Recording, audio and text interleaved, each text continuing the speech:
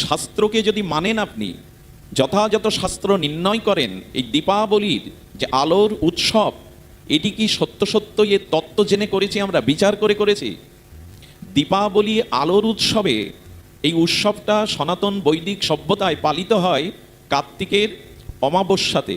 এর 12টি মাসের মধ্যে যেগুলি ঋতু আছে তার মধ্যে সব থেকে গাঢ় ঘন তিমির অন্ধকার এই কার্তিকের অমাবস্যা। আর এই দিনই ঋষিরা দীপ জ্বালতে বললেন, দীপাবলির উৎসব।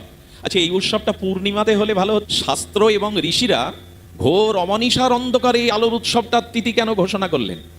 পূর্ণিমাতে করলে ভালো হতো না? বলো না, ওতে আলোর প্রয়োজন নেই, অন্ধকারেই আলোর প্রয়োজন। এখানে আলো, সেখানে আলোর প্রয়োজন নেই। দিবা ভাগে প্রজ্বলিত করার বিশেষ কারণ নেই, আলো জ্বালবার কারণ নেই। তিমির অন্ধকারে আলো জ্বালো। তো ঋষিরা বললেন, শুধু অমাবস্যার অন্ধকার কি জগতে? এর থেকে ঘোর কোটি অন্ধকার তোমার হৃদয়ে রয়েছে, যার নাম অজ্ঞান। দেখুন, শাস্ত্রকে অনুধাবন করতে হবে। ঋষিরা বলছেন, শুধু কৃষ্ণপক্ষে অন্ধকার না, রাতটা শুধু অন্ধকার না, অন্ধকার অনন্ত জন্ম ধরে তোমার হৃদয়ের মধ্যে আছে, নাম অজ্ঞানতা। এটিকেই প্রকৃত অন্ধকার বলা হয়। ঋষিরা বললেন, বাইরে হাজার বাতি জ্বাললে, প্রদীপ জ্বাললে, তাতে বাইরের আধার দূর হলো, কিন্তু তোমার হৃদয়ের যে অজ্ঞানতা, অবিদ্যা, এগুলি দূর হলো তো? এই জন্য সাধক রামপ্রসাদ মাতৃভক্ত মাকে একটা অঞ্জলি দিয়েছেন, সঙ্গীতাঞ্জলি। আমার চেতনা চৈতন্য করে দে মা চৈতন্যময়ী। শব্দগুলো ধ্যান দিন।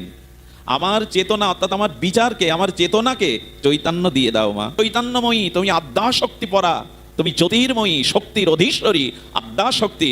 আমার ভেতরে সেই অজ্ঞানতাকে, অচেতনাটাকে চেতন দিয়ে জাগিয়ে দাও। তুমি তো চৈতন্য। এরে জ্বাললাম, ভেতরের আলো জ্বাললাম কি? অন্ধকারে আলোর প্রয়োজন, আলোতে আলোর প্রয়োজন নাই। তেমনি আমাদের হৃদয়ে অনন্ত জন্ম ধরে কামনা বাসনার তিমির অজ্ঞান আধার রয়ে গেছে, এখানেই আলো জ্বালতে হবে। এর নাম দীপাবলি। একবার মা, একবার, বারবার দিতে হবে না, একবার দাও। তো এই যে দীপাবলির আলোর উৎসব, কেন? তোমার ভেতরের এই বিচার বা চেতনার আলো জ্বালো। জানি না সে আলো আমরা জ্বেলেছি কিনা। আমাদের সম্মুখে, রাধা দামোদরের সম্মুখে, মায়ের সম্মুখে আমরা যে দীপ দিচ্ছি, তার কারণ আজকে ভগবানের উদ্দেশ্যে প্রীতিময় প্রদীপ জ্বালো, কারণ সামনে অন্ধকার আসছে। তোমার অন্ধকারেই তো আলোর প্রয়োজন, সামনে অন্ধকার কি? আচ্ছা, তৎপূর্বে একটা কথা আপনাদের বলি। আমরা যে বাতি বা প্রদীপ জ্বালাই, এই বাতি জ্বালাবার বিধানটা নাই, প্রদীপ জ্বালাবারই কথা বলা। মাটির প্রদীপ তৈরি করবার জন্য সময় আমাদের হাতে কই? মাটিটাই পবিত্র, মৃত্তিকার প্রদীপ জ্বালতে হয়, কিন্তু আমরা সহজে বাতি জ্বালাই, আপত্তি নাই। কিন্তু আগুন ভগবানকে দান দেই কেন আমরা? খুব লক্ষ্য করতে হবে। হই হুল্লোড়ের মধ্যে আমরা এই কথা বুঝতে পারবো না। অগ্নি কখনো কাউকে দানের বস্তু হয়? আগুন কাউকে দান করা যায়? কথা বলুন, দানের বস্তু কি অগ্নি? ফুল, মালা, চন্দন, মিষ্টান্ন, এগুলি দান করুন, ভগবানকে আমরা দান করি। কিন্তু আগুন দান দিচ্ছি কেন ভগবানকে? আগুন কি দানের বস্তু হতে পারে? আপনাকে আমি আগুন দান করতে পারবো? হ্যাঁ, মরে গেলে পিতার মুখাগ্নি করে সন্তান, তার বিশেষ একটা কারণ আছে। কিন্তু অগ্নি কাউকে দান, দীপ দান কেন বলা হচ্ছে? ভগবানকে আগুন দেখাই তো আমরা প্রতিদিনই। প্রদীপের শিখাতে কি আছে? অগ্নি তো আছে।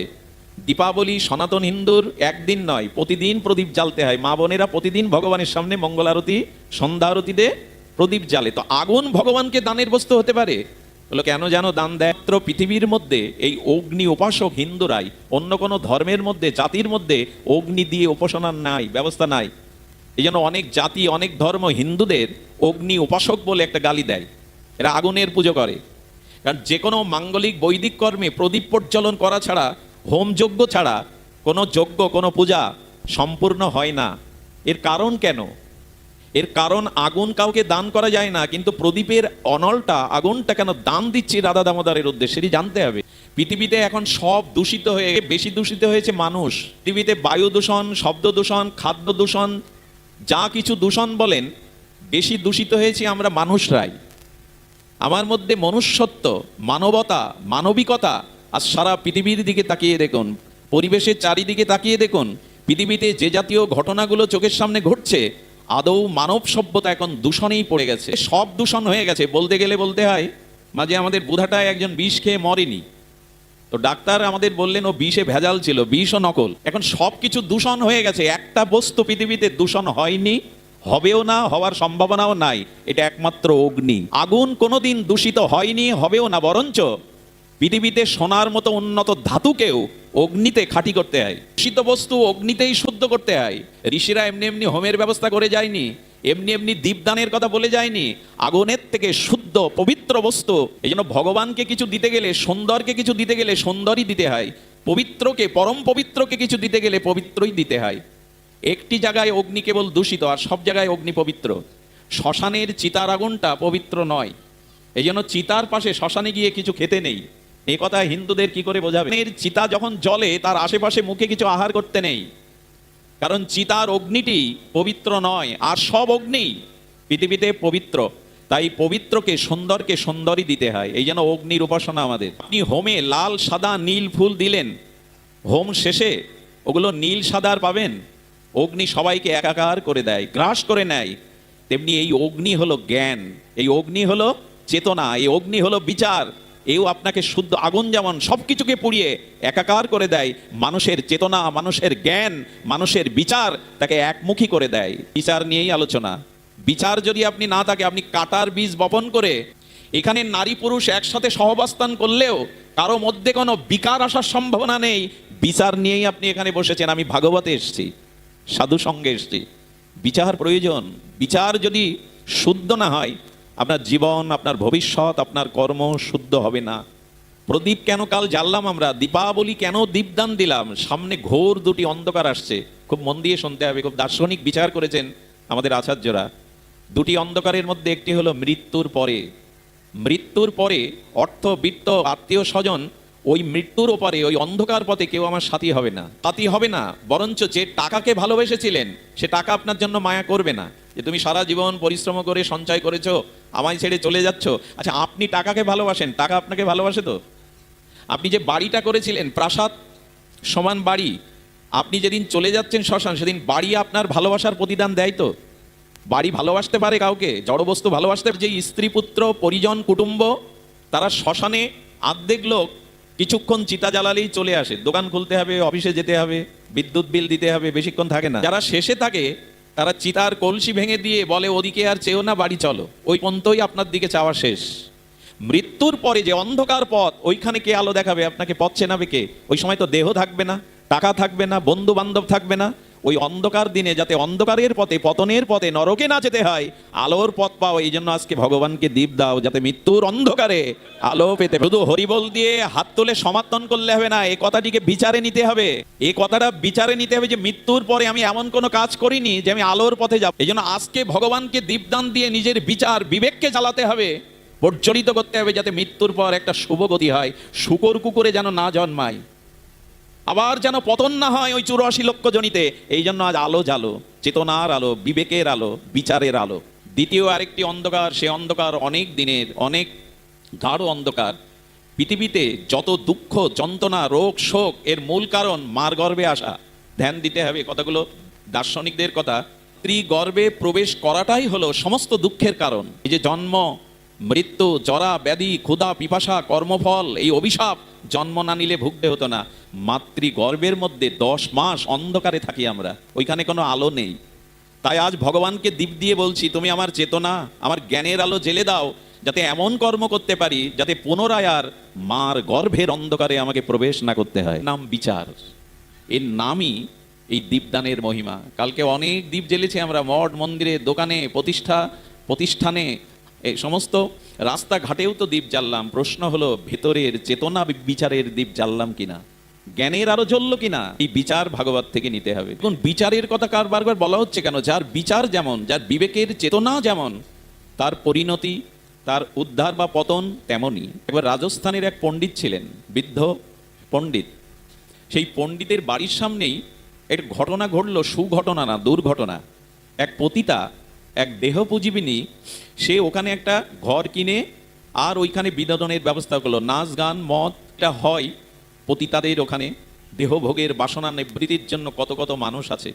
আচ্ছা, পণ্ডিত জব ধ্যান নিয়ে থাকেন, শাস্ত্র আলোচনা নিয়ে থাকেন, ওই দিকে তার দৃষ্টি গেল। পুরুষগণ আসে, জোয়া, মদ, ওখানে হাসি ঠাট্টা করে, এইটা ওনার মনের বিচার এলো, এখানে তো এটা উচিত নয়। তো সে পতিতা রাজবেশ্যা, সে এই কর্মের লাইসেন্স প্রাপ্ত, তাকে গিয়ে শাসিয়ে বলছে, এখানে এসব কর্ম চলবে না, তুমি এখান থেকে বিদায় নাও, আমি পণ্ডিত ব্যক্তি, আমার সম্মুখে আমি এসব হতে দেব না। আর এই পাপ কেন তুমি করছো? এর দ্বারা তো তোমার পতন আসবে। তার এই পণ্ডিতের কথাগুলো বিচারে নিল, সত্যিই তো সারা জীবন এই দেহ পুঁজিবি নিয়ে পাপ করছি বলেছেন। উনি ধীরে ধীরে বিচার করতে লাগলেন যে ধীরে ধীরে আমি এই পেশা থেকে দূরে সরে যাব, অনেক পাপ করেছি জীবনে। পণ্ডিতের চিন্তা করতে লাগলেন, পণ্ডিতের কথাগুলো চিন্তা করতে লাগলেন। আর একেবারে তো সঙ্গে সঙ্গে বন্ধ করা যায় না। পণ্ডিত চিন্তা করতে লাগলেন ওই পতিতার আর খরিদ্দারের কথা। এ দেখুন মনের বিচার মানুষকে কোথায় নিয়ে যায়। উনি তখনও দেখছেন ভিড় লেগে আছে, তখনও দেখছে লোক লেগে আছে। আর এই বিচার করতে করতেই কিছুদিনের মধ্যে পণ্ডিতের মৃত্যু হলো। যমদূত যখন এসেছে, পণ্ডিত তো চেতনা তার আছে, শাস্ত্র জ্ঞান আছে, বললেন তোমরা তো আমার কাছে আসতে পারো না, আমি গল্প শোনাতে এই ব্যাসপীঠে বসিনি। উনি বলছেন তোমরা আমাকে নিতে পারো না, আমি সারা জীবন পাণ্ডিত্য করেছি। বললেন তোমার বর্তমান মনের বিচার ওই পতিতাকে নিয়ে, খরিদ্দারকে নিয়ে যে বিচার, মৃত্যুর সময় তোমার সেই রূপ গতিই ভগবান বলে দিয়েছেন। জং জং বাপি সরং ভবং ত্যাজে অন্তে কলে বরং তং তম বৈতিকন্তেও সদা তদ্ভাব ভাবিতা। কিন্তু পতিতা কি চিন্তা করছে? পতিতা বারবার ওই পণ্ডিতের কথা, নিজের পাপের কথা, পতনের কথা চিন্তা করতে করতে ওই চিন্তায় মগ্ন থেকে মারা গেলে তার সদ্গতি হলো, কিন্তু পণ্ডিতের অধোগতি হলো শুধু বিচারের কারণে। এই জন্য দয়া করে বিচার শুদ্ধ করুন। আপনি যতটা লোককে ব্যথা দেবেন, কষ্ট দেবেন, দুঃখ দেবেন, চোখে জল ঝরাবেন, জানবেন আপনি ওকে দিলেন না, আপনি আপনাকেই ওই দুঃখ বা চোখের জলের কারণ ঘটালেন। তাহলে কাঁদিতে হয়, কাউকে কাঁদাবেন, দুঃখ দেবেন, তো তার এর একটা প্রমাণও আছে। ভগবান শ্রীকৃষ্ণ মথুরায় কংস, দেবকী এবং বসুদেবকে প্রণাম করে শৃঙ্খল মুক্ত করতে কারাগারে গিয়েছিলেন। দেবকী তখন চোখের জলে বলছেন, দাঁড়াও কৃষ্ণ, আমি জানি তুমি পরম ব্রহ্ম, তুমি চতুর্ভুজ নারায়ণ, বৈকুণ্ঠের বিলাস মূর্তি। তোমার মতো ভগবানকে গর্বে পেয়েও আমি কেন মা ডাক শুনতে পারিনি? বুকে দুগ্ধ পড়েছে, পাগল হয়ে গেছি পাগলিনীর ন্যায়। তুমি তোমার মুখে বাৎসল্য রস, তোমার মুখে আমার স্তন্য দুগ্ধ, তোমার মুখের মা ডাক শুনতে পাইনি, আমি কারাগারে বন্দি কেন? এই প্রশ্নের উত্তর দিয়ে তুমি আমার শৃঙ্খল মুক্ত করো। প্রশ্ন তো প্রশ্নই। দেবকী তো এই প্রশ্ন করতে পারে, তোমার মতো ভগবানকে আমি মা হয়ে কেন আমার এই দুর্দশা? শ্রীকৃষ্ণ তখন হারি শ্যামসুন্দর নয়, বলছেন মা আমার দিকে পুনরায় তাকাও। তাকালে ত্রেতা যুগের ধনুর্ধারী রঘুপতি রামচন্দ্র রূপে দেখা দিলেন। মনে পড়ে তুমি কইকেই ছিলে 14 বছর বনবাসে পাঠাবার পূর্বে গর্ভধারিণী কৌশল্যা তোমার চরণে বহু কেঁদেছিল এবং তোমার দাসী হতেও চেয়েছিল, ভরতকেও রাজা করতে চেয়েছিল, কিন্তু রামের মুখে মারাক বঞ্চিত যাতে না হয় কৌশল্যা তোমার চরণ ধরে হাত ধরে কেঁদেছিল। সেদিন কৌশল্যার চোখের জল করনি, বরঞ্চ চোখের জলের কারণ হয়েছিলে, আর সেটাই ফিরে পাচ্ছ। কাউকে কাঁদালে কাঁদতে হয়। গঙ্গায় স্নান করলে পাপ দূর হয় কিনা, আছে কিনা শাস্ত্রে এটা? কারণ গঙ্গা হরিশ চরণশ্চ্যুতা এবং মহাদেবের জটা জটা উদ্ভূতা। গঙ্গা দর্শনে, স্পর্শনে, স্নানে, অবগাহনে পাপ দূর হয়। সদ্য পাতক নাশিনী গঙ্গা। কিন্তু সেই গঙ্গার গর্ভে জন্মগ্রহণ করে 100 জন্ম যে কখনো পাপ করেনি, পিতামহ ভীষ্ম, সে সরসজ্জায় যন্ত্রণা পাচ্ছে কেন মৃত্যুর সময়? যার 100 জন্মে পাপ নেই, যিনি জ্ঞানী মধ্যে অগ্রগণ্য, যিনি তেজস্বী ব্রহ্মচারী, ভীষ্ম কেন ইচ্ছা মৃত্যুধারী ভীষ্ম, সে কেন স্বরের ওপরে অসন্তোষ অবস্থায় কৃষ্ণের অপেক্ষা করছে? কারণ গঙ্গায় স্নান করলে পাপ দূর হয়। আর গঙ্গার গর্ভে জন্মিয়ে মৃত্যুর সময় শান্তি পাচ্ছে না পিতামহ দেবব্রত ভীষ্ম। কারণ কৃষ্ণ বলেছিলেন, ভীষ্ম 100 জন্ম তুমি তোমার পাপ করনি ঠিক, কিন্তু এই জন্মে তুমি পাপ দেখে। দেখুন ভগবানের বললেন পাপ দেখেছ তুমি। মুখে কুলবধূ সতীসাধ্যী দ্রৌপদীর বস্ত্রহরণের ক্ষমতা দুঃশাসন রাখে না। যদি তুমি তোমার বিক্রম সেদিন এই প্রতিবাদ করতে, তোমারই সামনে পিতামহ একটা কুলবধূ, একটা সতীসাধ্যী নারী চিৎকার করছে তার লজ্জা নিবারণের জন্য, তুমি সেদিন নীরব ছিলে, পাপ না করলেও তুমি পাপ দেখেছিলে। এই জন্য ইচ্ছা মৃত্যু হলেও আজ তুমি মরণেও শান্তি পাচ্ছ না, অসন্তোষ তোমার চিত্তে। গঙ্গার গর্ভে জন্ম নিয়ে যার পাপ গেল না, আপনার আমার যাবে তো? এই জন্য বিচার চাই। আবেগে কিছু করলে হবে না, হই হুল্লোড় করে ভেসে গেলে হবে না। মধ্যস্থ শ্রী ভাগবত পুরাণ ঠাকুর মশাই বলেছেন, বিচার করিয়া মনে ভক্তি রস ও আস্বাদনে। এই ভক্তি রস যদি আস্বাদন করতে চাও, নিজের কল্যাণ করতে চাও, বিচার চাই। আর বিচারক হলেন ভাগবত শাস্ত্র। তো এই জন্য যার মনের বিচার যেমন, ভাবনা চেতনা যেমন, তার গতি প্রকৃতিতে। সুধীবৃন্দ, এই প্রসঙ্গে একটা কথা বলি। ভগবানের পূজা অর্চনা উপাসনা আরাধনা করছি, আপনাদের কাছে এই কথাটি শোনার জন্য বিনীত নিবেদন করছি। আমরা ভজন পূজন করলেও কাঙ্ক্ষিত প্রেম ভক্তি কেন পাচ্ছি না? চিত্ত শুদ্ধি কেন হচ্ছে না? কামনা বাসনা থেকে আমরা নিস্তার কেন পাচ্ছি? কারণ হলো সকাম উপাসনা। খুব মার্মিক কথা, হৃদয় দিয়ে শুনলে দুপা এগিয়ে যেতে পারবেন। ভগবানের সামনে আপনি ছেলের চাকরির জন্য যাচ্ছেন, ভগবানের সামনে গিয়ে আপনি উপাসনা করছেন, পূজা আরতি করছেন, প্রার্থনা করছেন ছেলের চাকরির জন্য। আসলে আপনি ভগবানের কাছে যাননি, আপনি ছেলের চাকরির কাছেই গেছেন। মাধ্যমকে রেখেছেন, যন্ত্ররূপে রেখেছেন সামনে ভগবানকে। উপাসনা শব্দের অর্থ কি? উপযুক্ত আসনা ইতি উপাসনা। উপমানের নিকটে, আর আসনা মানে নিকটে বসা, উপাসনা মানে ভগবানের নিকটে যাওয়া। আমি ছেলের চাকরির জন্য, নিজের অসুখের জন্য মন্দিরে গেলাম, আমি ভগবানের নিকটে গেলাম না ওই কামনা বাসনার নিকটে গেলাম? কোনটা হবে? কামনা বাসনার নিকটে গেলাম। তো ভগবানের কাছে গেলাম কেন? গেলাম এই জন্য যে ভগবানকে যন্ত্র বানিয়েছি যে তুমি আমার কামনা বাসনা পূর্ণ করো। সত্যব্রত মুনি এই দামোদর অষ্টকে একটি অপূর্ব শ্লোক, চতুর্থ সংখ্যক শ্লোকটি বলেছেন যে ভগবানের কাছে যদি কেউ যান, ভগবানকে আরাধনা উপাসনা করেন, তবে নিজের কোনো স্বার্থ বা সুখের চাওয়া নিয়ে, স্বকামনা নিয়ে যাবেন না। আপনার ভালোটা আপনার থেকে ভগবান বেশি বোঝেন, ভারটা তার উপরে দিয়ে দিন। আর কিসে মঙ্গল? আচ্ছা, রামপ্রসাদের গান শুনতে মা বেড়া বেঁধে দিতে এসছে। কি বেঁধে দিতে এসছে? বেড়া। বেড়া থাকবে কেন রামপ্রসাদের? যার বেড়ার দড়ি ফিরাতে জগৎ জননী মা আসে। রামপ্রসাদ, বেড়া পড়ে যাচ্ছে, খড় নেই ঘরে, কিছু চাও আমার কাছে। আমি বিবেকানন্দের পিতা মারা যাওয়ার পরে অনেক ঋণ হয়ে গেছিলেন ওই পরিবার। বিধবা মা সন্তানদের দুটো খেতেও দিতে পারতেন না। স্বামীজি 2-4 দিন কলকাতার রাজপথে একটা কাজের জন্য অফিসে অফিসে ঘুরে কলকাতার রাজপথে টিউবওয়েলের জল খেয়ে মিথ্যা কথা বলেছে মাকে যে বন্ধুর বাড়ি থেকে খেয়ে এসছি। সেই নরেন দত্তের সম্মুখে কল্পতরু রামকৃষ্ণ বললেন, যা মা ভবতারিণীর মন্দির খোলা, আজকে যা চাইবি তাই পাবি, মা আজ কল্পতরু। বারবার ফিরে এসে বলল, ঠাকুর নিজের সুখ সুবিধা চাইতে ভুলে গেলাম, মার কাছে গিয়ে চাইলাম মা আমায় জ্ঞান দাও, বিবেক দাও, বৈরাগ্য দাও, শক্তি দাও, যাতে জগতের সেবা করতে পারি। তার কাছে কি জন্য যেতে হয়? নিজের সুখের জন্য। নিজের চাওয়া পাওয়া নিয়ে অনেকে আবার লিস্ট নিয়ে যায়, মনে যদি না থাকে। দুর্দশা আমাদের এই, লিস্ট নিয়ে যায় কি কি চাইবো ভগবানের কাছে। বরঞ্চ শুনুন সত্যব্রত মুনি কি বলছেন, বরং দেবং মক্ষং না মক্ষবদিং বা না চান্নং বৃহে অহং বরে সাদ পিহ। কি মন্ত্র ঋষিদের! ইদন্তে বোপনাথ গোপাল বালং সদামে মনস্ত বিস্তরং। কেউ বলছেন, দেখো তুমি বরেশ্বর, হে জগদীশ্বর, হে দামোদর, তুমি বরের ঈশ্বর, তুমি বর দিতে পারো, তুমি বিবোধরো, যা চাই জীবের কাঙ্ক্ষিত মনোবাসনা তুমি পূর্ণ করতে, তবু তব ঠাই কিছু নাহি চাই, মক্ষবদি বড়। এই সারা মাস তো পড়লাম, এটা চেতনায় এলে তো, বিচারে এলে তো, কি চাইছে সত্য? তব ঠাই কিছু নাহি চাই, মক্ষবদি বড়। এমনকি মোক্ষও চাইছে না।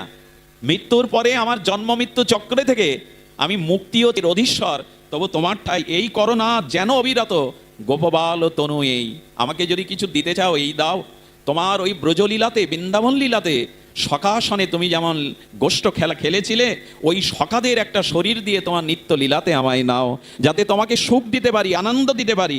আমার হৃদয়ে আবির্ভূত হয়ে অন্য বরে কাজ নাই, আমার হৃদয়ে আবির্ভূত হও, আমি তোমার লীলা, তোমার নামে যেন নিমগ্ন হতে পারি, অন্য বরে কাজ নাই, আমি অন্য কিছু চাই না। এটা সারা মাস পড়লেন, অথচ চাইলেন কি? এই শ্লোকটি বললাম তো দামোদর অষ্টকের শ্লোক, এটাই তো এই মাসে পাঠ করতে হয় আমাদের। তো উনি কি চাইছেন, আমি কি চাইছি? খুব মার্মিক একটা কথা স্মরণে এলো। মানে এর কাছে গিয়ে যদি কামনা বাসনা চান, আত্মসুখ চান, গোবিন্দ বলছেন এরা মূর্খ। প্রভু কহে আমা ভজে মাগে বিষয় সুখ। প্রভু বলছে আমার ভজন করছে, আমার চরণে প্রণাম করছে, ফুল তুলসী দিচ্ছে, অথচ বিষয় সুখ চাইছে, সংসার সুখ চাইছে। গোবিন্দ বললেন অমৃত ত্যাজি বিষ মাগে, এত বড় মূর্খ। এদেরকে মূর্খ বলেছেন। গোবিন্দ বলেন এরা আমার কাছে অমৃত না চেয়ে এরা বিষ চাইছে। বলছেন আমি বিজ্ঞ তাহে বিষয় বিষ কেন দিব, সচরণামৃত দিয়া বিষয় ভোলাইব। গোবিন্দ বলছেন ও অজ্ঞ হতে পারে, আমি বিজ্ঞ, আমি ওকে বিষয় দেব না, বিষয় ভুলে দিয়ে আমি ওকে আমার চরণে ভক্তি দিয়ে দেব, ভক্তি দিয়ে দেব আমার। বরং দেব মক্ষং বা, আমি যেন মুক্তিও না চাই তোমার কাছে, অবিরত আমার হৃদয়ে তোমার নাম রূপ লীলা জেগে থাকুক। আরো একটা কথা বলি, কথাটা অপরাধ নেবেন না, কষ্ট পাবে। ক্ষতি আর আপনার মঙ্গলের প্রার্থনা করে বসেন, আপনি মোহ জালে জড়িয়ে গেলেন, পতনের জালে। খবরদার, মন্দিরে গিয়ে ভগবানের সামনে অন্তত শত্রুর অমঙ্গল কামনা করবেন না। ভগবানের ওই দৃষ্টি নাই, তার কাছে কে মিত্র কে শত্রু। আমাদের একটি ঘটনা মনে পড়লো, ঘটনা সুঘটনা জানা প্রয়োজন। রাম দত্ত আর বিষ্ণু দত্ত দুইজন একই গ্রামে। রাম দত্ত যদি দার্জিলিং বেলাতে যায়, ও বলে ওর থেকে ভালো জায়গায় আমি বিদেশে যাব, গিয়ে দুটোই পোস্ট করে মোবাইলে, দেখো আমি কত ভালো জায়গায়, ওর থেকে ভালো জায়গায় গেছি। প্রতিযোগিতা, যদি গাড়ি কেনে 10 লাখ টাকার, ও কেনে 15 লাখ টাকার, এই প্রতিযোগিতায় নেমেছে, যেটা মাৎসর্য দোষ বলি। অন্যের উন্নতিতে হৃদয়ে জ্বালা হওয়া, আমার থেকে বড় কিছু দিয়ে পরাস্ত করা, এই যে প্রতিযোগিতা, এটা মানব সমাজে এখন ব্যাধির মতো দেখা দিয়েছে। তো রাম দত্ত শ্যাম দত্ত এইভাবে বাড়াতে বাড়াতে একদিন বললেন ভগবান ছাড়া ওকে জব্দ করা যাবে না।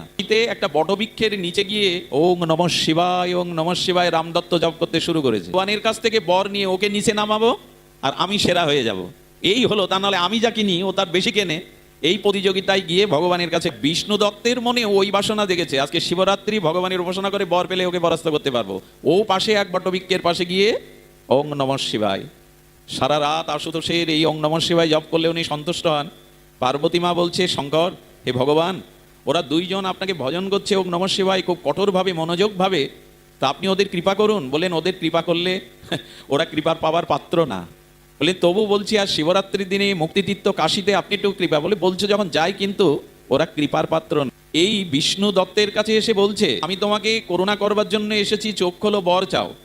বললেন প্রভু আপনি শিব দত্তকে আগে দেখা দিয়েছেন না আমাকে? তো বললেন না, আমি তোমাকেই প্রথম দেখা দিয়েছি। বলে তাও ভালো। তখন বলছে তুমি বর চাও, কি চাও? বলে তো ওকে যখন দেখা দেননি ও বিপদে পড়ে গেছে, আমি যা চাই তার থেকে যদি ডবল ও চাই, আমি যা চাই তার থেকেও যদি ডবল চাই, তাহলে তো আমি হেরে গেলাম। কার জন্য এই উপাসনা বসেছি? এই তপস্যা করে বলছে প্রভু ঠিক আছে এই বর দিন, ও যা চাই তার থেকে আমার যেন দ্বিগুণ হয়। তো আশুতোষ তো যাকে তাকে বর দিয়ে বসেন। কাছে গিয়ে দর্শন দিয়ে বলছে বর চাও। বলে প্রভু আগে আমাকে দেখা দিলেন না আগে ওকে? বললো আগে ওকে দেখা দিয়েছি। তো ও কি চেয়েছে দয়া করে যদি বলতেন। তোমার যা হবে তার থেকে যেন ওর ডবল বা দ্বিগুণ হয়। চিন্তা করে বললো তাহলে বিষয় ঐশ্বর্য চাইলে তো আমার থেকে দ্বিগুণ হবে। বুদ্ধি করে বলছে প্রভু তাহলে আমার এক চোখ কানা করে দিন। বাসনা অপরের ক্ষতির চিন্তা করে মন্দিরে ভগবানের কাছে গেলে দশাটা এই হয়। আমার ছেলের চাকরির প্রার্থনা নিয়ে মায়ের মন্দিরে এসেছি, যদি শুনি একই সাথে পড়া পাড়ার একটা ছেলের চাকরি হয়েছে, তখন প্রার্থনার ভাষা উল্টে যায়। আমার হলো না ওর হলো কেন? এতে কিছু পাওয়া যায় না। মনটা বড় করুন, উদার করুন, বিচারটা শুদ্ধ করুন। আপনি জগতের যত মঙ্গল করবেন, অন্যের যত কল্যাণ চিন্তা করবেন, আপনার কাছে ততোধিক কল্যাণ তখনই আসবে। সহজ বিচারটা আজ আমাদের মাঝে নাই। হিন্দু ধর্মে এত জাতি বিদ্বেষ কেন? পাঁচ ঘর হিন্দু থাকলে মিল নেই কেন? এরা কেউ কারোর কল্যাণ দেখতে চায় না। জাতি হিংসার মধ্যে হিন্দুদের অগ্রাধিকার অনেক উপরে। মহাভারতের যুদ্ধ এই এক গোষ্ঠীর মধ্যেই, দুই ভাইয়ের মধ্যেই হয়েছিল, বাইরে কারোর সাথে না। সেই যুদ্ধটা আজও থামিনি এই সনাতন। এই বঙ্গদেশে এখনো সনাতন হিন্দু ধর্মের যে বল ছিল, শক্তি ছিল, বিদ্যা ছিল, অর্থ ছিল, এদের যা সম্পদ ছিল, এরা যদি একত্রিত হয়ে একে অপরের মঙ্গল চাইতো, এই জাতির অনেক কল্যাণ হতো। হিন্দুদের আজ বিষ্ণু মন্দির, কালী মন্দির, শিব মন্দির, ওড়াখান্দির মন্দির, সৎসঙ্গের মন্দির, সব মন্দির আছে, নেই শুধু মিলন মন্দির। এক জায়গায় মিলিত হবে এই মন্দির আমাদের নাই। বিচার করতে হবে, ভাগবত মানে আবেগ তাড়িত কোনো জিনিস নয়। ভগবানের কাছে নিজের কোনো সুখের বাসনা না নিয়ে যে মন্ত্র ঋষিরা শিখিয়েছিলেন সেই মন্ত্রই বলা উচিত। সর্বে ভবন্তু সুখিনা, এই দেখুন এত উদার মন্ত্র পৃথিবীতে আর আসেনি। হে প্রভু সকলের মঙ্গল করো, সকলকেই সুখী করো, সকলের কল্যাণ করো, সবাই যেন নিরোগ হয়, এটাই তো সনাতনের আদর্শ। এই জন্য বিচার শুদ্ধ করতে হবে। তবে বিচার শুদ্ধ করতে গেলে প্রয়োজন হলো যার বিচার শুদ্ধ হয়েছে, যার চিত্ত নির্মল, যিনি দেশ ও জাতি সকলের কল্যাণের জন্য নিজেকে নিবেদন করেছেন, এই তজ্জাতীয় মানুষের সঙ্গ পাওয়া। সাধু সঙ্গ ব্যতীত, শুদ্ধ বিচারশীল বিবেকশীল মানুষের সঙ্গ ব্যতীত আপনার ভিতরে এই চিন্তা জাগতে পারে না, পারা সম্ভবপর নয়। দেখুন আমি অনেকবার বলতে চেয়েছি, বোঝাতে চেয়েছি, হয়তো পারিনি। আপনি আপনার ভেতরে যে আত্মা আছে ভগবানের, সেই আত্মা কি বলে জানেন? বিবেক এবং বিচার দিয়ে, সাধনা দিয়ে কান পাতলে ওই আত্মা বারবার বলছে ওগো তুমি তোমার দেহকে সাজাচ্ছ, আমি যে কঙ্কাল হয়ে যাচ্ছে আমাকে তো সাজানেলে না। আরাধনা দিয়ে, হরিনাম দিয়ে, শুদ্ধ চিন্তা দিয়ে, ভগবানের ভজন দিয়ে দেহটা সাজালে সারা জীবন, আমি যে আত্মা তোমার মধ্যে আসি আমাকে তো সাজালে না। এই কথা শুনতে পাই তো। ডেকে ডেকে আমায় বলছেন এত খাদ্য দেহকে দিলে, আমার খাদ্য যে হরি কথা হরিনাম, ওই আমাকে তো তা দিলে না। এই বাণী শুনতে পাই তো। আমি যে জায়গায় পৌঁছাতে চাই, যে লক্ষ্যে যেতে চাই, তুমি সেই পথে কেন আমাকে নিয়ে যাচ্ছ? বিবেকের বাণী, আত্মবাণী, চেতনার বাণী আমাদের শুনতে গেলে সাধু সঙ্গ করতে হবে। মহৎ সঙ্গের মাধ্যমেই আমাদের এই চিন্তা, এই চেতনা জাগাতে হবে। আর এর জন্য চাই উপাসনা। যেহেতু এটা দামোদর ব্রত, এই জন্য আমরা উপাসনার কথা কিঞ্চিত একটু আস্বাদন করি। আপনারা জানেন ঈশ্বরাং সচ্চিদানন্দ রূপাং লাসত কুণ্ডলাং গোকুলে ভ্রাজমানাম। এই যে গোবিন্দ, এই যে পরব্রহ্ম, রসব্রহ্ম, ছিল সর্বজীবের পরমাত্মার পরাবস্থা, স্বয়ং সচ্চিদানন্দ ঘন ঈশ্বর, তিনি আজ ব্রজের দ্বারে দ্বারে ঘুরছেন কেন? মানাম এই লসত কুণ্ডল স্বর্ণ কুণ্ডল মুখে মধ্যমাকার পরিচ্ছিন্ন শিশু হয়ে আজ কেন? এর মূলেই হলো ব্রজবাসীদের কৃষ্ণ প্রীতি বাঞ্ছা, সুখ বাঞ্ছা। আত্মমন্দিরের সুখ ব্রজবাসীদের নাই। ব্রজবাসীরা নিজের সুখ চায় না, তারা ঘর বেঁধেছে, আত্মীয় পরিবার বর্জনের সাথে আছে, এর কারণ গোবিন্দকে সুখ দেবে বলে। বিচার হলো এইটা, ভগবানকে সুখ দাও, নিজের সুখের দৃষ্টি দিও না। আত্মসুখ এদিকে দৃষ্টি না দিয়ে কৃষ্ণ সুখের দিকে দৃষ্টি দাও। আর এটা একমাত্র দৃষ্টান্ত ব্রজ বৃন্দাবনে। যশোদা মায়ের দাস দাসীর সংখ্যা অনেক, হাজারখানি, উনি রাজমাতা, উনি নন্দগেহিনী রাজমাতা, উনি কৃষ্ণ জননী। ভোরবেলা ব্রাহ্ম মুহূর্তে স্নান করে তিলক করে মালতীর মালা দিয়ে খোপা বেঁধে কেন গোপালের জন্য নিজে দধিমন্ত্রে মন্থন, কর্মান্তর নির্মন্থন দধি, উনি নিজে কেন দধি মন্থন করছেন ভোরবেলা?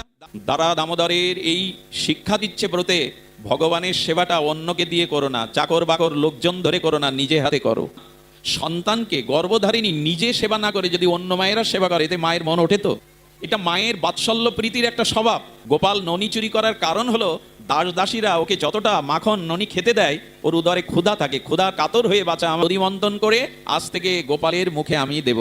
যশোদার প্রথম শিক্ষা, গুরু সেবা, গোবিন্দ সেবা, ভগবত সেবা লোকজন দিয়ে করো না, নিজে হাতে করো। এখন মন্দির করার পরে সে চাকরি করে, ব্যবসা করে, তাকে ছুটতে হয়। কি করে জানেন? রাজস্থান থেকে হয়তো বিগ্রহ আনা, ভারতবর্ষ থেকে দামি বিগ্রহ আনালো, কিন্তু ঠাকুর ঘরে গিয়ে 3 বেলা আরাধনা সেবার সময় নাই।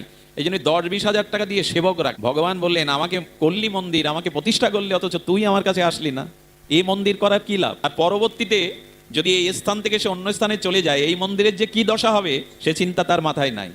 যত পারেন দেহটাকে মন্দির করুন, আর এই দেহ মন্দিরের হৃদয়ে যুগলকে বসান, যুগল ভজন করুন। এখানে রাজমিস্ত্রির ইট কাঠ দিয়ে তৈরি মন্দির আর ভগবানের দেওয়াই দেহ মন্দিরে অনেক বড়। আর যদি নিজে সেবা করতে পারেন তো মন্দির নির্মাণ করুন। বিগ্রহের সেবা যদি নিজে হাতে করতে পারেন, অনেকগুলো রানী তার ভাগবতে বলছে কোটি বিয়ে করেছেন, করতে পারেন সেই যুগে, কিন্তু মন্দিরটা মার্জন করেন নিজে। রানীরা এসে বলছেন, আপনার প্রেয়সী রানী, মন্দিরটা আপনি কেন মার্জন করবেন? এ কাজ আমাদের ভাগ দিন। বরিশ মহারাজ বলছেন, রানী আমার সম্পদের ভাগ তোমরা পাবে, আমার যা কিছু স্থাবর অস্থাবর সব তোমরা পাবে, কিন্তু ভগবত সেবার এই সম্পত্তি আমি তোমাদের দেব না, এটা আমার। এই যে মন্দির মার্জন নিজ হাতে, এই সম্পত্তি আমি তোমাদের দেব না, এটা শুধু আমার। নিযুক্ত কর্মান্তরের নির্মন্থন স্বয়ং দধি মন্থন করছেন। এগুলো আমাদের ভাগবত আচার্যগান শ্রীধর স্বামীপাদ টিকায় ভরিয়ে দিয়েছেন তত্ত্বের রহস্যে। আচ্ছা, ভোরবেলা মন্থন করছেন কেন উনি? ভোরবেলা করছেন এই কারণে, ঘোল থেকে দধি থেকে মাখন তুলতে গেলে উৎকৃষ্ট সময় হলো ভোরবেলা। আচ্ছা, যদি বিকালে মন্থন করেন, দুধটা টক হয়ে যাবে, ঘোলটা বিষ হয়ে যাবে, মাখনও আর আস্বাদন হবে না। যশোদা সংকেত দিচ্ছে, ভজন যদি করতে হয় সকাল সকাল শুরু করো, পরে আর হবে না, টক হয়ে যাবে, ধরাব্যাধি এসে ধরবে, সকাল সকাল মন্থন করো। কত বড় তত্ত্ব শিক্ষা এই দামোদরে আমাদের মা দিচ্ছেন, যশোমতী কৃষ্ণ জননী। নন্দ মন্দিরে আজ নিজে বলছেন সকাল সকাল ভজন করো। কথাটি প্রহ্লাদ মহারাজও বলে গিয়েছে, তো প্রাজ্ঞ ভাগবত ধর্মান, যদি ধর্ম আচরণ করতে চাও কিশোর বয়সে শুরু করো। আচ্ছা বলুন তো, অন্য ধর্মের থেকে আমাদের সন্তানদের আমরা ডাক্তার, মাস্টার, উকিল, প্রফেসর করতে চাইছি, তাতে কোনো দোষ নেই। পিতামাতা চাইতেই পারে তার সন্তানকে মানুষ করতে, কিন্তু ভালো ডাক্তার, সৎ মাস্টার এটা করতে চাইছেন তো? হিন্দুর ঘরে ঘরে প্রার্থনা নাই, মঙ্গল আরতি শতকরা 10 পরিবারেও দেয় না। ভোরে মঙ্গল আরতি মায়েরা 100 পরিবারের মধ্যে 10 পরিবারেও দেয় না। দিয়ে হরিনাম করার নির্দেশ মহাপ্রভু দিয়েছিল। এত বড় নাট মন্দির মানে আমি শুনেছি বেতাগায় যজ্ঞ হয়, কয় প্রহার হয়? তাল খোল হাতে তালি দিয়ে পিতা মাতা সন্তানগণ বসে সংকীর্তন করে, শতাংশের মধ্যে 10 বা 20% হতে পারে। আপনি বাড়িতে হরিনাম করেন না। আর মহাপ্রভু আসরে হরিনামের কথা বেশি বলে যায়নি, বলেছে গৃহে গৃহে হরিনামের কথা। সোনু মিশ্র মহাপ্রভু নিতাই চাঁদ চেয়েছিলেন, এই ভূমিকায় মায়েদের ভূমিকা অনেক বেশি। এরাই গৃহকে মন্দির করতে পারে, গৃহকে স্বর্গ তৈরি করতে পারে। যে মা প্রভাতে উঠে যশোদার মতো ভগবানের সেবার ব্যবস্থা করে, ওই ঘরে অমঙ্গল আসে না। বড় বড় বক্তা আনবো আমরা, আর এই কথা শুনে ভালো লেগে বাড়ি যাবো, অথচ আচরণে বিচারে পরিবারে আধ্যাত্মিকতা আমাদের জীবনে 30টা বছর ধরে, সেই 9 বছর বয়স থেকে আরো প্রায় 40টা বছর ধরে মানুষের দ্বারে দ্বারে প্রতিদিন রাজ্যে গিয়ে এই কথাগুলো চিৎকার করে বলতে চেয়েছি, কিন্তু না, আমরা জাগাতে প্রার্থনা সংকীর্তনের ব্যবস্থা করতে পারিনি, করেছি যজ্ঞে। আরো একটা দুর্দশা দেখবেন, 11টা বাজলে আর যজ্ঞের কমিটির লোকজন, ভগবান তোমাকে ডেকে এনেছি নবদ্বীপ থেকে, গৌরহরি তুমি জাগো, আর রাধা মাধব তুমি জাগো, আমরা বাড়ি গিয়ে ঘুমাই। একটা দিনের জন্য ভগবানকে ডেকে এনে রাত জাগাচ্ছি কুঞ্জ ঘরে, আমি নেই এখানে। আমাদের জীবনে কল্যাণ হবে না। যিনি চা খেয়ে বিড়ি খেয়ে এসে নাম করতে উঠলেন, তার এই জিউ ভাই হরিনাম কতটা শুদ্ধ হওয়ার অনুমোদন দিয়েছে। অসাধু সঙ্গেতে ভাই কৃষ্ণ নাম নাহি হয়, নামাক্ষর বাহির হয় বটে। যে নিজে আচরণ করে না, ধর্ম উপদেশ দেওয়ার অধিকার তার নাই। আগে নিজে আচরণ করো, তবে অন্যকে প্রচার করো, অন্যকে শিক্ষা দাও। গাড়ি থেকে কি বের করে? কৌটা সাদা, ওর আবার 2টো মুখ, পানের রসও নিতে থাকে, জর্দার রসও নিতে থাকে, হরিকথার রসও নিতে থাকে। এই আচরণের দ্বারা এগোনো যাবে না। তো ওই বয়সেই আমি অনেক কিছু প্রশ্ন করতাম, সাধু বাবা এখানে চা বিড়ি পান কেন? আমাকে কি শোনালো জানেন? এক বৃদ্ধ সাধু বলেন, চা বিড়ি পান সাধু ডেকে আন, এইটাই লেখা আছে। এই জাতির দুর্দশা কতটাখানি হতে পারে। যে ভাই দিব্য, আজকে দেখুন, শুদ্ধ আচরণ না হলে ওই নাম প্রেম সৃষ্টি করে না। আপনি আচার করো তবে তোমার প্রচারের অধিকার। কর্ণের রথের চাকা কুরুক্ষেত্রে মাটিতে প্রতীত হয়ে গেছে। কর্ণ অর্জুনকে বলছে রথটা তুলতে দাও, অস্ত্রকে। অস্ত্র পরিশন করা কোনো যোদ্ধার ধর্ম নয়। অর্জুন ধনুর্বাণ হাত থেকে ফেলে দিয়েছে, রেখে দিয়েছে ধনু। কর্ণ যখন রথের চাকা তুলছে, কৃষ্ণ হুঙ্কার দিয়ে উঠলেন, অর্জুন এই মুহূর্তে কর্ণকে বধ করো। যেন নিরস্ত্রকে তুমি হত্যা করার জন্য প্রেরণা দিচ্ছ, তুমি ভগবান। কৃষ্ণ অঙ্গুলি তুললেন, তুলে বললেন কর্ণ, ধর্ম যে আচরণ করে, তুমি দুর্যোধনকে বলেছিলে দ্রৌপদীকে বস্ত্র হরণ করে উরুর ওপরে বসাতে। যেদিন তোমরা 7 জন মিলে অস্ত্র অভিমন্যুকে পেছন থেকে ছুরি মেরেছিলে, সেদিন তোমার এই উপদেশ ধর্ম জ্ঞান কোথায় ছিল? যারা ধর্ম নিজে পালন করে না, ধর্মের উপদেশ দেওয়ার অধিকার নেই। এই মুহূর্তে সুধীজন আচরণ চাই, ধর্ম পোশাকে নয়।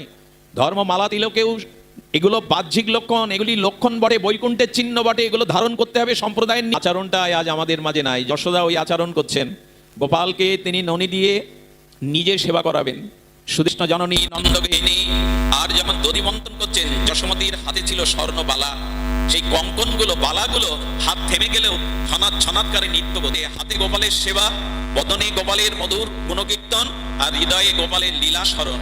এই 3 ভাবেই হলো ভজনের পরিপূর্ণতা। করতে পারে না, তেমন আমার শরীর এখানে, মন চলে গেছে বাড়ি। আপনি ভাগবত শুনতে আসেননি। তনু মন প্রাণ দিয়ে ভগবানকে ডাকতে হয়। হাতে ভগবানের কর্ম, মুখে ভগবানের নাম, আর হৃদয়ে। যশোদা যখন হাত দিয়ে দধিমন্থন করছেন, ঝনাত ঝনাৎকারে আর কঙ্কনগুলো নৃত্য করছে, যশোদা ভাবাবেশে প্রশ্ন করছে, আমার বালা হয়ে তোরা কেন নৃত্য করছিস? দিচ্ছে ভাগবত উত্তর দিচ্ছে, ওমা, হাত তো সকলের ভগবান দিয়েছে। এই হাত দিয়ে বাড়ির পোষা কুকুরটাকে খাওয়াই, স্নান করাই, সাবান মাখিয়ে দেয়, করি কত দুষ্ট কর্ম করি, এই হাতে করে কত নেশাদি ভান করি, কিন্তু এই হাত দিয়ে পিতামাতা গুরুদেবের চরণ ধুয়ে দেয়নি, এই হাত দিয়ে ভগবানের আরতি কখনো দেখাইনি। তাই আজকে আনন্দ, যে হাতে গোপালের সেবা হয়, গোবিন্দের সেবা হয়, আমরা সেই হাতের অলংকার হতে পেরে আজ আনন্দে নৃত্য করছি। আশীর্বাদ করো যে আমি যেন সেই হাতের অলংকার হতে পারি। আচ্ছা, হাতের অলংকার কি মা? 5টা সোনার আংটি পরা, হীরের আংটি মা যান, সেই প্রার্থনা করি। দেখবেন আপনার পুরানো কাপড়টা, যে বিছানায় মারা গেছেন ওই বিছানাটা চিতায় দিয়ে দেবে, কিন্তু হাতের কঙ্কনটা আর ওই জমাতে দাও, অথচ কঙ্কনটা বালাটা কান্নার মধ্যে খুলে নেয়। এত চালাকি আমাদের। এদের জন্যই আপনি জীবন যাপন সঁপে দিয়েছেন, অথচ কঙ্কনটা কান্নাকাটির মধ্যে ঘুরে মরার পরে। কিন্তু যে হাত দিয়ে ভগবানকে ডেকেছেন, সাধুগুরুকে সেবা করেছেন, ওই অলংকার খোলার ক্ষমতা জগতে কারো নাই। এই অলংকার হাতে পরান। হাত দুটো দিয়েছে, যশোদার কানের দুল নৃত্য করছে। যশোদা বললেন, আমার কানের দুল হয়ে তোরা কেন নৃত্য করছিস? কানের দুল কথা বলে না, কিন্তু টিকাকারগণ বলছেন যশোদা, কারণ এই কানের ভূষণ, এই কানের অলংকার হলো কৃষ্ণ কথা শোনা। কানের, এটা কি এই জগতের শোনা? কানের দুল যার কানে, গোবিন্দ তার পার করবেন। শোনা মানে যিনি কৃষ্ণ কথা কানে শোনেন। এক ভক্ত গোবিন্দকে দর্শন দিলেন। গোবিন্দ দর্শন দিলে মুচুকুন্দ রাজা বলে, বর চা, বলে 10,000 কান দাও। গোবিন্দ বলেন, এরকম বর তো আমার কাছে গেলে ধরবে না। বলে 2টো কানে 10,000-এর ক্ষমতা দাও। বলে কি করবে?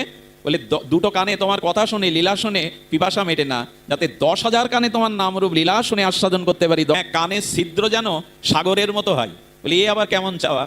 বলে হ্যাঁ, সাগরে যত নদ নদীর জল প্রবেশ করুক, সাগর বলে না আমি আর নিহের স্রোতধারা যদি সাগরে মেশে, সাগর পূর্ণতা পায় না, সাগর স্থির থাকে। তেমন অনন্ত কোটি জন্ম তোমার নাম রূপ লীলা কানে গেলেও যেন কানের ছিদ্র বুঝে না যায়। এখন কর্ণের দুল হলো কানের দুল না। তবে আমাদের বৈদিক সংস্কারে আছে কান ফোটাতে হয়। বড় বড় রাজারা, ক্ষত্রিয়রা দেখবেন কান ফোটায়, এটা একটা সংস্কার আছে আমাদের বাইনা। কিন্তু কানের অলংকার। আরেকটি ঘটনা ঘটে গেল। যশোদার চুলগুলো আলায়িত ছিল।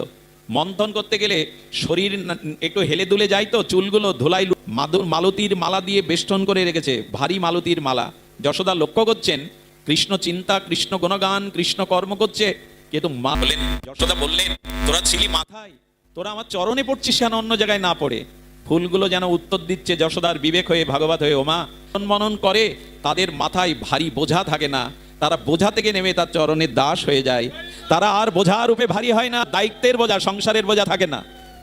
আপনারা কত দূর দূরান্ত থেকে এসে বসেছেন, আপনাদের মাথায় এখন কারো সংসারের বোঝা নাই। এটাই কৃষ্ণ কথা শ্রবণের, এটাই একমাত্র বোঝা নামাবার জায়গা হলো সাধু সঙ্গে হরি কথা। এখানে বোঝা নেমে যায়, বোঝা মাথায় আর ভারী হয়ে থাকে না, তারা প্রভুত্ব থেকে দাস হয়ে চরণে নেমে যায়। রাতে মা তার কমলাক্ষ নয়নে সেই কাজল দিয়েছিল, কৃষ্ণ ঘুম থেকে সেই কাজল মুছছে। আহা, ভগবানের কি রূপ, সেই অপরূপ। আর চোখে মুছতে মুছতে মার সামনে এসে ডাকছে, ও মা যশোদে, যশোদে। কিন্তু যশোদা তন্ময় হয়ে গোবিন্দের গুণকীর্তনে ব্যস্ত। সুখদেব গোস্বামী তত্ত্বের ঝংকার দিয়ে বললেন, এই দেখো মনে যেতে হয় না, এই দেখো ভগবানই ভক্তের কাছে চলে এসেছে। যশোদাকে ডাকছে, যশোদা শুনতে পাচ্ছে না। কতটা কৃপা হলে যশোদা, কতটা সৌভাগ্য আছে, তবু ভগবানের ডাকেও সাড়া দেওয়ার ভাবনা নেই, ভজনে এতটা ডুবে গেছে। আচ্ছা, আপনাদের একটা কথা বলি, ভগবানের থেকে আরো আস্বাদনীয়, ভগবানের থেকে আরো প্রিয়, দেখুন ভগবান আপনার সামনে আসলে কিছু হবে না যদি আপনার জীবনে ভজন না থাকে। বোঝা গেল কথাটি? ভগবান এসে যদি বলে আমাকে চাও না আমার নাম চাও, কি চাই? বুদ্ধিমানের কাজ না, তার নামটা চাওয়াই বুদ্ধিমানের কাজ। কেন জানেন? ভগবানকে আপনি ঘরে রেখে দিলে তাকে সময় মতো সেবা দিতে হবে, তার সুখ সুবিধা এক জায়গায় স্থির থাকতে পারেন না। তার লীলা আছে, তিনি নিত্য লীলায় চলে যান। ভগবান শ্রীকৃষ্ণ 125 বছরে চলে গেলেন, মহাপ্রভু 48 বছরে লীলা সংবরণ করলেন। ভগবান চলে যায়, নাম থেকে যায়। ভগবানকে পাওয়ার থেকে তার ভজন পাওয়াটা আরো আস্বাদনের। একথা ভক্তরাই বলেছে। প্রভু তোমার যে নাম রূপ লীলা, যখন ভজত কৃষ্ণকে দর্শন করলো, ভগবানকে তো দুর্যোধন দর্শন করলো, এদের তেমন কিছু হয়নি। মুক্তি পেলেও এরা প্রেম পায়নি, আস্বাদন পায়নি। থেকে বড় যদি শ্রদ্ধালু হয়ে আস্বাদন করা যায় হরিকথা। আরে ধ্রুব মহারাজকে দেখা দিয়েছে ভগবান, ধ্রুব বলছে আমি তোমাকে চাই না। আরে কি অবাক করে না, আপনাকেও চাই না, কি মজার কথা। বলে কাকে চাও? ভক্তি প্রবাহতাং মুহূর্ত হিমে প্রসঙ্গ। বলে প্রভু আপনাকে চাই না, আপনার অন্তঃস্ব লীলা হয়ে আপনার নাম রূপ লীলার তরঙ্গ বইছে, তোমার সেই প্রিয় অনুরাগী ভক্তের চরণে বসে তার মুখে আমি তোমার কথা শুনতে চাই, তোমার লীলা শুনব। তোমার প্রিয় কোনো ভক্তের চরণে বসে তোমার অসমত্ব মাধুর্যময় নাম রূপ লীলা শ্রবণ করতে চাই। তোমাকে পেয়ে কি হবে? গোবিন্দ বলছে ফিরে যেতে চাইছো, সাধ্য বস্তু তো আমি, আর শ্রবণ কীর্তন হলো সাধন। সাধ্য বস্তু পেয়ে কেউ সাধন চাই? তখন ধ্রুব বললেন প্রভু আপনি ঠিক বলেছেন, আমি শিশু, তবে আশু তার কাছে একটা ইক্ষুদণ্ড আগ দিলে সে চর্বণ করে রস পেতে পারবে? আমি তো শিশু, আমি তোমার মহিমা কি বুঝবো? শিশুদের ওটাই ভালো, তোমার রস পান করা। আগ দিলে শিশু রস নিঃশ্বাসন করতে পারবে না। আচ্ছা ধ্রুব, তুমি মুক্তি চাও না? এই জন্ম মৃত্যু চক্র থেকে, অভিশাপ থেকে মুক্তি চাও না? বলে আমি মুক্তি চাই না, বালকের ভগবত জ্ঞান। বলে কি করে? বলে প্রভু যাদের মদিরা পান করা অভ্যাস, মদ, তারা সন্ধ্যার কালে 1-2 বোতল মদ খেয়ে নেয়, খেয়ে ওই দুলতে থাকে। আর প্রভু দুলতে দুলতে তাদের অঙ্গের বসন কোথায় খুলে যায়, খুলে পড়ে, ওরা নিজেরাও বলতে পারে না। তা আমি যখন তোমার ভক্ত সঙ্গে তোমার নাম রূপ লীলা, যখন তোমার নামে তোমার প্রেমে মাতরা হয়ে যাব, তখন আমার মুক্তি কখন খসে পড়বে ও আমার জানার দরকার নেই, মুক্তি এমনিই খসে পড়বে তোমার নাম রূপ লীলা। ভগবানকে পেয়ে আমরা খুব আস্বাদন করতে পারবো না যদি ভজন না থাকে। এই জন্য অনুরোধ করবো, আসুন আমরা ভগবানের শুদ্ধ হবে ভগবানের ভজনে। যশোদা মার পেছনে গোপাল কাঁদছে, আর কাঁদতে কাঁদতে আপনারা জানেন যশোদা যখন চেতনা ফিরে পেলেন, গোপালের কোলে উঠে 3টে লীলা গোবিন্দ দেখালে, সবকে সম্ভব করলেন। ভক্ত ভক্তিতে বিবশ স্বয়ং ভগবান। এখানে তো ভগবান নয়, এখানে যশোদা নন্দন, ব্রজেন্দ্র নন্দন। কি রকম, কিন্তু মায়ের দুধ খাওয়ার জন্য কাঁদছে স্বয়ং ভগবান, ক্ষুধা লেগেছে। এই দেখো ভক্তির কাছে, ভক্তের কাছে আপ্তকাম পুণ্যকাম ক্ষুধা তৃষ্ণার বহুত্বে ভগবানেরও ক্ষুধা লেগে যায়। ক্ষুধাটা মানে তো কামনা, দুধ পান করার কামনা। কামনা কি ভগবানের মধ্যে থাকে? এই দেখুন আবার লোভও জাগালো, ভক্তের ভক্তিতে ভগবানের লোভ জাগাচ্ছে। যখন কড়াইটা না দিচ্ছে তখন বলছে মা আমি আরো বুকের দুধ খেতে চাই, আমার ক্ষুধা যায়নি, আরো খেতে চাই, এটার নাম লোভ, এটাও জেগে যাচ্ছে। আচ্ছা ভগবানের ক্রোধ আছে তো, হ্যালো, সেই ক্রোধে দন্ত ক্রোধান্বিত হয়ে ভাণ্ডগুলো ভেঙে দিলেন। ভগবানের কামনা ক্রোধ লোভ জাগিয়ে দেয় ভক্তের ভক্তি। কিন্তু দামোদর কেন উদরে বাঁধলেন কেন? আসলে যশোদা গোবিন্দকে যশ দিতে এসছেন। শোনো ভগবান, তুমি যদি যশোদার কোলে দরে না বাঁধলে তোমার নাম দামোদরও হতো না। ভক্ত ভগবানকেই যশ দিচ্ছে, ভগবানকে আনন্দ দিচ্ছে। কে ভক্ত যে ভগবানকেও আনন্দ দিতে পারে? আনন্দময় সচ্চিদানন্দ ভক্তের কাছে। আর সেটা অর্জন করতে গেলে সাধু সঙ্গে ভজন চাই, নিষ্কাম ভগবানের উপাসনা চাই, কিছুই চাই না, ইহকাল পরকাল করতে পারি। ছোট্ট একটা দৃষ্টান্ত দিয়ে আজকের পাঠ বিশ্রাম করি। তাপপ্রবাহ, অনেকেই কষ্ট পাচ্ছেন, ব্রতের মাস। ভজনটা কেমন? এটা বৃন্দাবাদ, হৃদয়টা ভেঙে গেছে, ততবাদ হৃদয়টা দ্রবীভূত হয়ে গেছে। ভজন কাকে বলে দেখুন, এক বুড়িমা বৃন্দাবনে তার কাজ এই রুটি সবজি করে একটু গোবিন্দকে রাধারানীকে বলতো লালা খালিয়ে। যে রুটিটা ফুলতো বেশি সেই রুটি ছিঁড়ে বলতো লালা খালিয়ে। এই হলো ওদের নিবেদন। রাধারানীকে রুটি 20-25 খান রুটি নিয়ে 3-4 জন বাবাজি, যারা কারো কাছে মেঘে খেত না, বসে বসে রাত দিন রাধারানীর চরণ চিন্তা করতো, তাদের ওই রুটিগুলো দিয়ে সেবা শ্রেষ্ঠ। ভগবানের সেবা করলে ভগবানকে পেতে বিলম্ব হতে পারে, নাও পেতে পারেন, কিন্তু ভক্ত সেবা করলে ভগবানকে পাবেন, এতে কোনো সন্দেহ নেই। যাচ্ছেন তখন 45 নয় 50 ডিগ্রি সেলসিয়াস গরম বৃন্দাবনে। উত্তরপ্রদেশে আপনারা জানেন তাপ প্রবাহ কতটা হয়, ওনার পায়ে ফোসকা পড়ে যায়, এই জন্য ওরাও পরে না। কিন্তু অত গরম, বুড়িমার পা ফুলে যায়, তাই পুরনো চটি জোড়া ধুলা মেখে আছে ওই বের করেছে। কিন্তু বাবাজিদের কাছে যাবার অনুরাগে সে জুতো পায়ে না পরিয়ে সেই বাবাজির সামনে গিয়ে বললেন, বাবা মাদুকরি লিজিয়ে।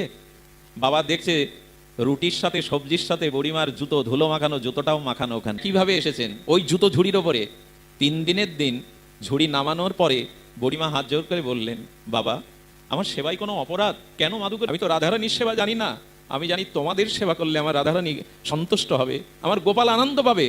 বৈষ্ণব সেবা ছাড়া কেউ নিস্তার পায়নি, ভক্ত সেবা ছাড়া কেউ নিস্তার পায়নি। যে তোমার মাদুকরির ওপরে তোমার জুতো, সেই বাবাজি মহারাজ তাকিয়ে কি দেখলো জানেন? সত্য যুগের ঘটনা না, ত্রেতার না, এই কলিতে ঘটা মাত্র 1.5 ওই ঝুড়ির মধ্যে বসেই ওই জুতো মাখানো রুটিটা নিজে আস্বাদন করছে। বাবাজি মহারাজের চোখে জল এসে গেল। বুড়িমার পায়ে ওদের জুতো মাখানো মাদুকরি গোপাল বসে বসে খাচ্ছে। আমি বিচার করেছি মা, তোমার মতো ব্রজবাসীর বিচার আমি করেছি, আমার ক্ষমা নেই। লুটিয়ে পড়েছে চরণে। এর ভক্তিরা গোবিন্দ দেখালেন, এদের দোষ ধরতে যেও না। আমি এদের দ্বারে দ্বারে কেন যাই? ক্ষুধার্ত হয়ে ননি চুরি করতে কেন যাই ওদের দুয়ারে? ব্রহ্মা তপস্যা করে আমাকে পাই না, বিমালত্তগণ আমাকে পাই না, আর আমি তাদের বাদন স্বীকার করেছি। তাদের এক মুঠো মাখনের জন্য আমি দিন দিন করে নাচি। বিশ্ববিধাতা এটা ভক্তির জন্য। ব্রজে নিষ্কাম ভক্তি। রাজস্থান বৃন্দাবনের একটা অংশ। এই রাজস্থানের রেটিস্থান, প্রখর রৌদ্র, সূর্যের কিরণে চারিদিকে পুড়ছে যেন অনলে। 81 বছরে বলতে বলতে কণ্ঠ পর্যন্ত তার তৃষ্ণা প্রকট হয়ে গেছে, আর জল না হলে বাঁচবেন না। এক ব্রজবাসী মা গাবি মায়ের জন্য, গোমাতার জন্য ঘাস নিয়ে মাথায় করে আসছিলেন। ওই মাতাজিকে দেখে লালডি বলে রাখে, রাধারানীকে বলে, লালডি পিপাসা কা পানি মিলেগা। ওই বাবাজি মহারাজ 80 বছরের বৃদ্ধ, দেখছে কাঁপছে, শরীরে বল নাই, তৃষ্ণায় নাহি বাবা, ইয়া সে পিপাসা কা পানি নাহি মিলেগা, দূর গাঁও সে জানা পড়েগা। সেই গ্রামটা 5-6 কিলোমিটার দূর। আমার জীবন তবে এখানেই বিশ্রাম নেবে। আমি জানি জল না হলে আমি বাঁচবো না। বলো, বাবাকে হাত ধরে টেনে তুলে বলছে, বাবা খুব পিপাসা। হ্যাঁ রে মা, একটু জল না হলে আমি বাঁচবো না, খুব পিপাসা। নেই। ওই ব্রজবাসী মা বুকের কাপড় আগলা করে দিল। তার স্তম্ভ 2-4 ফোঁটা দুগ্ধ তার ঠোঁটে গিয়ে পড়লো। ওই দুগ্ধ খরিত হয়ে ঠোঁটে যাওয়ার সাথে সাথে মুখে যাওয়ার বটে, তবে তার চরণ চিহ্নটা যায়নি। ব্রজের ধুলির ওপরে তার চরণ চিহ্নটা অঙ্কিত হয়ে আছে। বাবাজি মহারাজ ওই চরণ চিহ্নে, আমার অনন্ত জন্মের পিপাসা আজ মিটে গেল। এই হলো ব্রজ, এই হলো ব্রজের ভজন। এই ব্রজের ভজন এমনই, এরা সর্বস্ব দিয়ে দিয়েছে এই ভক্তের সেবার জন্য। বাধা পড়েন কেন? দুয়ারে দুয়ারে যান। আজও যাদের এই জাতীয় ব্রজ ভক্তি আছে, নিষ্কাম ভক্তি আছে, ভগবান আজও তাদের দুয়ারে যান। সুধীবৃন্দ, এই ব্যাকুলতা দকে ভালোবাসা দেওয়ার। সুধীবৃন্দ, শ্রীধাম বৃন্দাবনে এমনি করেই আপনারা জানেন বহুবার এইসব লীলা আমরা আস্বাদন করেছি। এক বাবা, আর এই গোবিন্দকে 12 হয়ে গেছে, আঙুলগুলো ফুলে গেছে। তার স্বাদ ছিল এই, 12 বছর আমার গোপালকে মালা পরালে গোপাল নিশ্চয় আমার দেখা দেবে। 12 বছর পর অভিমান নিয়ে বলতা, বছর ধরে দেখা তো দিলে না, স্বপ্নেও তো একদিন বললে না আমার মালা তুমি পেয়েছো কিনা, গ্রহণ করেছো কিনা। তোমাকে মালা আর পরাবো না। আমি যদি এই কৃপা করে দিত। আর সেই কম্বল নিয়ে, জলের পাত্রটা নিয়ে, সাধুদের তো আমাদের মতো এত কিছু নিয়ে অভিমানে ফুপিয়ে ফুপিয়ে কাঁদতে কাঁদতে যাচ্ছে। আর গোকুলে না, আর নন্দালয়ে না, আমি রাধারানীর বর্ষণায় গিয়ে রাধারানীকে মালা পরাবো।